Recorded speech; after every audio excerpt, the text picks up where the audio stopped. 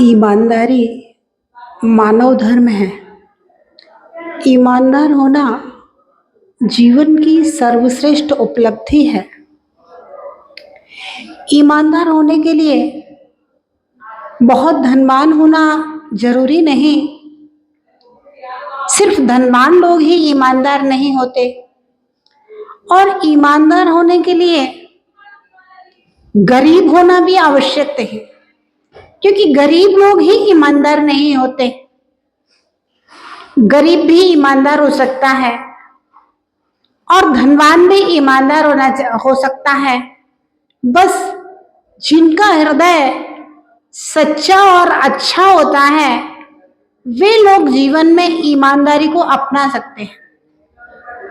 एक गरीब का बेटा बीमार हो गया, डॉक्टर को देने के लिए पैसे नहीं थे।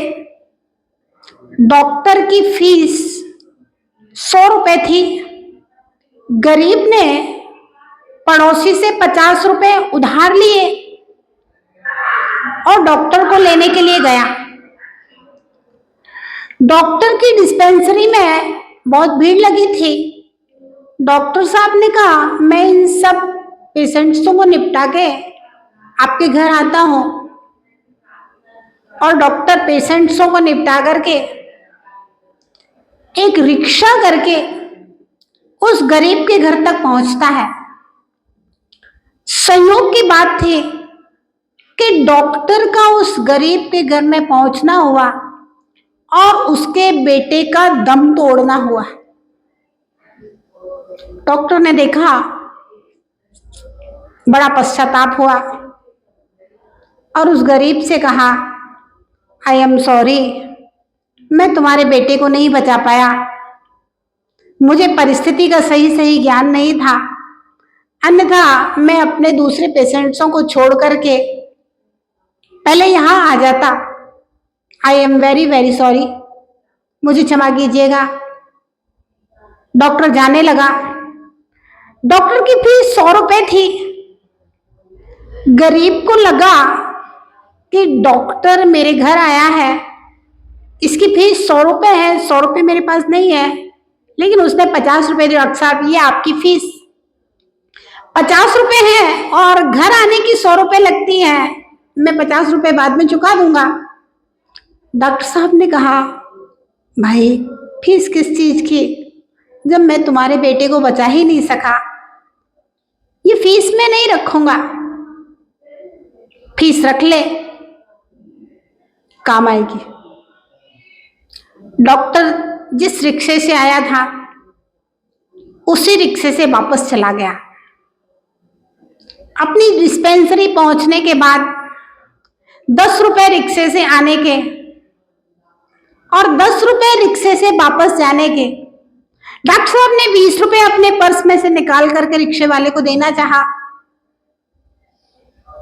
रिक्शे वाले को भी परिस्थिति का भान था कि गरीब का बच्चा मर गया है और डॉक्टर जैसे गया था वैसे वापस आया है। बोला, डॉक्टर साहब मन अच्छा नहीं है, काम नहीं हुआ, ये पैसे मुझे नहीं चाहिए। डॉक्टर साहब ने कहा कि ये पैसे रख लो, तुम्हारी मेहनत की कमाई है। उस रिक्शे वाले ने कहा, डॉक्टर साहब जब आपने उस गरीब से फीस नहीं ली तो मैं भी आपसे आज पैसे नहीं लूंगा।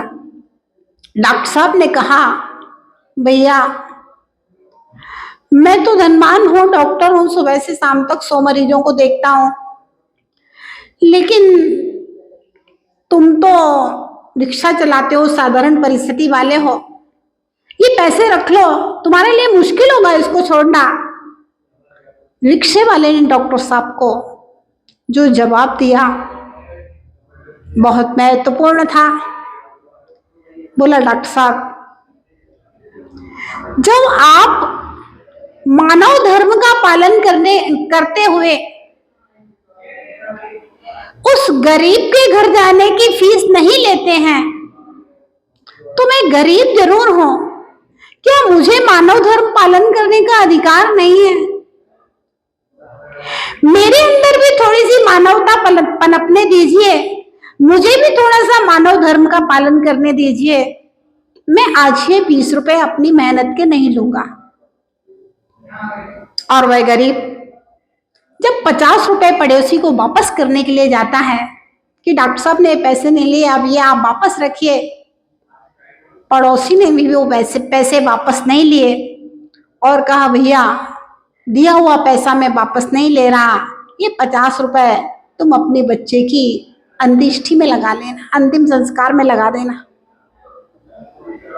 तो भव्यात्माओं, मानव धर्म, ईमानदारी, सेवा, प्रेम, वात्सल्य न सिर्फ गरीबों के लिए है, न सिर्फ अमीरों के लिए है, जिनका हृदय दया और करुणा से ओतप्रोत होता है, जिनका हृदय प्रेम और वात्सल्य से ओतप्रोत रहता है, फिर चाहे वह गरीब हो चाहे वह अमीर हो, वह मानव धर्म का, अहिंसा धर्म का पालन करता है।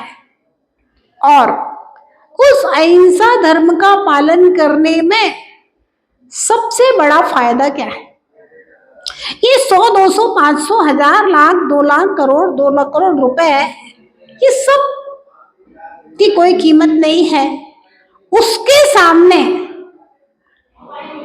जो मानव धर्म का पालन करने से प्राप्त होती है, वह है मन की शांति। संसार में मन की शांति से कीमती कोई दूसरी वस्तु नहीं है। मन का सुकून, मन का आनंद, मन की प्रसन्नता, मन की प्रफुल्लता, मैंने अपने जीवन में कुछ अच्छा किया है, किसी की भलाई की है, ऐसा सोच करके मन को जो शांति मिलती है, मन में जो आह्लाद मिलता है, उसकी कीमत 100, 200, 500, 1000, लाख, 2 लाख, करोड़ रुपए भी उसकी कीमत अदा नहीं कर सकते। ऐसी मन की शांति, ऐसा मन का सुकून हम अपने जीवन में ईमानदार बन करके, किसी की सेवा करके और अपने मानवता को आचरण में ला करके, मानव धर्म का पालन करके प्राप्त कर सकते हैं। जय बोलिए महावीर भगवान की जय।